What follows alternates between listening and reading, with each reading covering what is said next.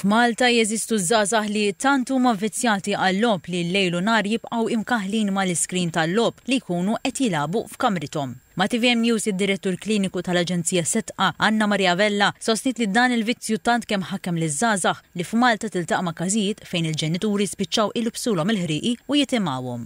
L-ommijiet jaċċettaw li t-tifel jew it-tifla jilbsu n-nepi ta' 14, 15, 20 sena.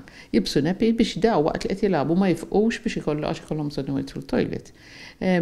Oħrajn li pereżempju ituhom ikel u jtuhom l-hom waqt li huma qed jilagħbu għax huma m'għandhom xejn jew inkella jieħdu soft food biex huma qasam għalfejn joqogħdu jibqgħu nisel kollox ħalli ma jifqux jilagħbu. Dawn ix-xejriet joħorġu minn studju Ewropew bis-sem tal-FSWS bl-isem ta' ESPAD li jsir kull 4 snin għal żgħażagħ f'din l-età. Dr. Vella spjegat li tant kemm iż-żgħażagħ jitlu bruhom ġisimhom fil-logħob diġitali li jispiċċaw f'dinja għalihom tant li saħansitra jinsew mhux biss lill-familja iżda anke lilhom infushom. Jekk jien għandi tifel li normalment imur tajjeb f'daqqa waħda qed jirrabja, mhux jitkellimna, qed jingħata waħdu, importanti nifhmu li ma nkunux kuntenti għax qegħdin fil-kamra kwieti mhux jiġru barra. Madankollu Dr. Vella spjegat li din ir-realtà ma teżistix biss f'Malta, hawnhekk irreferiet għas-sem tal-professjonisti tal-Aġenzija Setqa f'diversi konferenzi ta' livell għoli barra minn Malta li fost oħrajn ifukat fuq il-prevenzjoni tal-vizzi li inkludu wkoll dawk tradizzjonali fosthom id-droga, ix-xorb u l-logħob tal-azzart. Tiriferi waħda mill-affarijiet li qed naraw hija